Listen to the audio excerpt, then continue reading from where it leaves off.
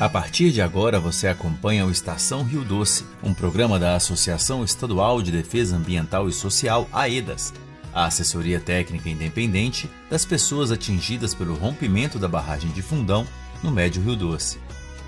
Olá, ouvintes do Estação Rio Doce, aqui quem fala é o Luciano. Seja bem-vinda e bem-vindo ao nosso programa. No programa de hoje vamos falar sobre a 4ª reunião ordinária do Conselho Federal de Participação Social da Bacia do Rio Doce e Litoral Norte Capixaba, que aconteceu nos dias 25 e 26 de março em Governador Valadares. Vamos falar sobre o programa Vigilantes Populares em Saúde, as discussões em torno do edital de projetos comunitários, e para isso ouviremos os conselheiros do Médio Rio Doce, Valeriana Gomes e Isaac Pereira, e ainda uma atualização sobre o balanço das ações executadas a partir do novo Acordo Rio Doce. Informações sobre o turno de diálogo que aconteceu neste mesmo período você já encontra no site e boletins enviados pela AEDAS. É agora, Estação Rio Doce.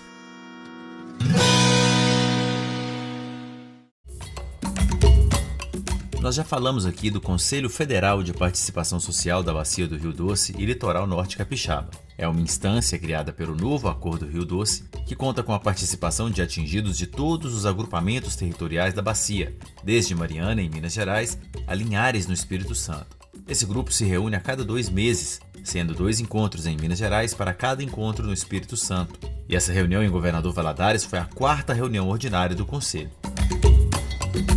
Outro ponto de destaque e de extrema importância para todas as comunidades atingidas na Bacia do Rio Doce foram as atualizações do edital de projetos comunitários do Fundo de Participação Social, aprovado em janeiro pelo Conselho Federal.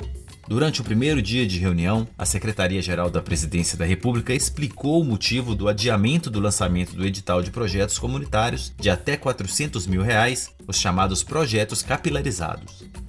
A medida foi adotada, segundo o governo federal, pela necessidade de conclusão de nova avaliação jurídica sobre a forma mais adequada de viabilizar parcerias com instituições financeiras no âmbito do Fundo Rio Doce, entre elas a cooperação com o Banco do Brasil. O objetivo é garantir a segurança jurídica, clareza nos procedimentos e estabilidade na implementação para assegurar que a execução ocorra de forma adequada e segura e que os recursos cheguem efetivamente às pessoas atingidas. Nós conversamos com conselheiros sobre esse momento histórico vivido pela Bacia do Rio Doce. Isaac Pereira, conselheiro suplente do agrupamento territorial Resplendor, Itueta e Conselheiro Pena, fala sobre o papel dos atingidos no Conselho. Ele está aqui, está lutando, está tentando ajudar toda a bacia, toda a calha, fazer o que é mais necessário, fazer tudo que o nosso povo atingido precisa e merece, né? Mas a gente vê que existe muita burocracia. Então eu acho que não vai seguir se não for facilitado para que a gente consiga atender a nossa população, o nosso povo, da melhor forma possível.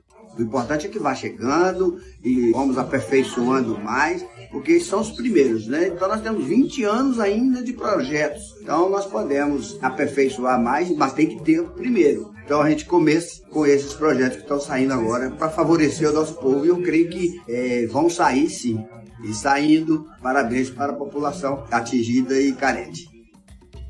E a Valeriana Gomes, conselheira titular pelo agrupamento territorial do Vale do Aço, também falou com a gente sobre o impacto positivo dos projetos comunitários na bacia. Eu acho que é um momento muito importante, também histórico, porque a gente está falando de um trabalho coletivo. Os projetos são coisas que vão beneficiar toda a população. É muito importante que as pessoas participem dos projetos, né? Então, quando as pessoas estão junto no projeto, é um trabalho coletivo e beneficia não só as pessoas, mas também o comércio local, ajuda também, né, com tudo no coletivo. A gente consegue mais a questão da saúde, das pessoas vulneráveis. Então, o trabalho nosso coletivo dos projetos são muito importantes, em todos os sentidos, em todos os territórios. O que eles mais pedem sobre isso, que os projetos chegam realmente aqueles que precisam ser chegados, que é na zona rural, nem nas pessoas mais simples, na base, porque geralmente esses projetos não chegam dessas pessoas. Então, o nosso trabalho é que chega a todo mundo, a maior quantidade de pessoas. A gente teve agora um projeto que já foi aprovado, só que ele foi adiado agora, mas a gente já está trabalhando em outro projeto também, que é muito importante, que o recurso é muito maior do que o edital que a gente já aprovou, ele está para ser publicado. Então, isso ajuda muito, reforça muito como ajudar a comunidade e também os territórios, as cidades também, com os recursos. Agradecemos a participação e empenho dos conselheiros e conselheiras do Médio Rio Doce para discutir e encaminhar as pautas de interesse às comunidades que eles representam. Importante lembrar ainda, ouvintes, que a reunião do Conselho também debateu a chamada pública para selecionar entidades executoras para a realização de projetos estruturantes. As discussões em torno dessa pauta aconteceram em grupos de trabalho. As entidades executoras serão responsáveis pela gestão dos projetos e pela distribuição dos recursos para organizações menores, formais e informais, que atuam nos territórios atingidos. No total, o edital contará com um orçamento de R$ 225 milhões, sob gestão do Banco Nacional de Desenvolvimento Econômico e Social, o BNDES. As deliberações, ou seja, os encaminhamentos e definições sobre os projetos estruturantes, serão realizados em uma próxima reunião do Conselho, prevista para o mês de abril. Você está acompanhando Estação Rio Doce.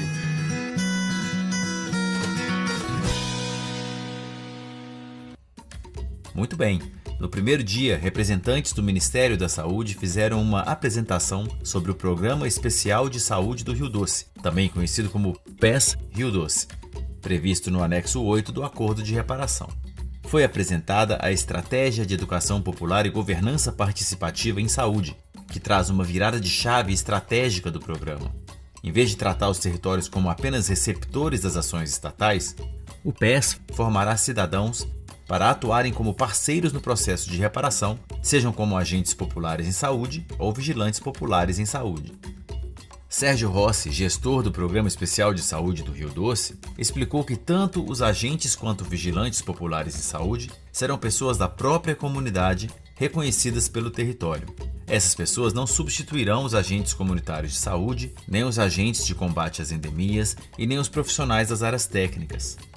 É só para pontuar as diferenças entre os dois. Os agentes populares de saúde terão o cuidado, a mobilização e a mediação comunitária, entre outras atribuições, enquanto os vigilantes irão fortalecer o monitoramento popular, a visibilização de riscos e a incidência sobre problemas de saúde e ambiente nos territórios atingidos. O Ministério da Saúde espera formar 540 agentes populares e 360 vigilantes populares nos territórios, num total de 900 pessoas. Essa estratégia contará também com um Conselho Técnico Pedagógico Popular para exercer a governança, e a proposta é que seja um espaço permanente de assessoramento técnico-pedagógico, participação popular qualificada e articulação entre Ministério da Saúde, PS Rio Doce, gestores, instituições de ensino e pesquisa e movimentos sociais. Certo, então agora que a gente já sabe sobre essa nova iniciativa do PS Rio Doce, vocês devem estar se perguntando: quem vai poder acessar essas formações? A resposta foi dada na reunião do Conselho. As formações serão destinadas a moradoras e moradores dos territórios atingidos que atuem ou tenham potencial de atuar nas comunidades em saúde, cuidado, ambiente e defesa de direitos. Pessoas como membros de comissões locais, movimentos, conselhos, pastorais, grupos de mulheres, juventudes e coletivos culturais. A seleção, que ainda deverá ser apresentada pelo Ministério da Saúde, terá prioridade garantida para comunidades quilombolas, povos indígenas e outras populações e comunidades tradicionais, devido às barreiras históricas e o reconhecimento de exposição diferenciada. Boa proposta para os territórios, né?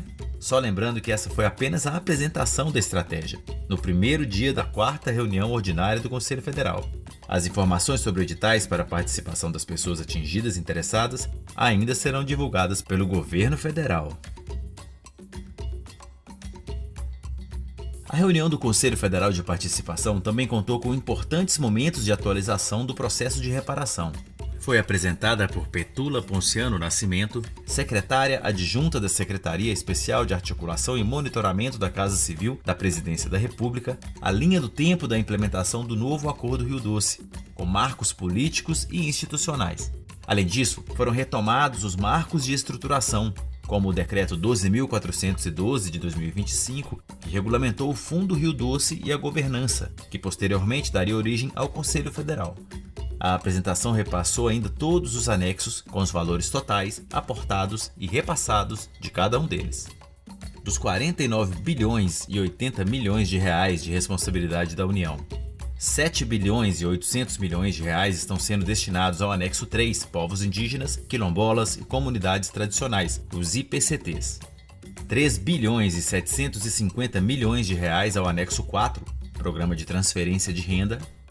6 bilhões e 500 milhões de reais ao anexo 5 no programa de retomada econômica, 5 bilhões e 690 milhões de reais ao anexo 6 de participação social, 640 milhões de reais ao anexo 7 de assistência social, 12 bilhões de reais para o anexo 8 de saúde, 211 milhões de reais para o anexo 9 de saneamento, 1 bilhão e meio de reais para o anexo 10 de pesca, 1 bilhão de reais para o anexo 14 de mineração, que implementará o Plano Nacional de Monitoramento e Prevenção de Riscos na Bacia do Rio Doce, e 8 bilhões e 130 milhões de reais para o anexo 17, o ambiental.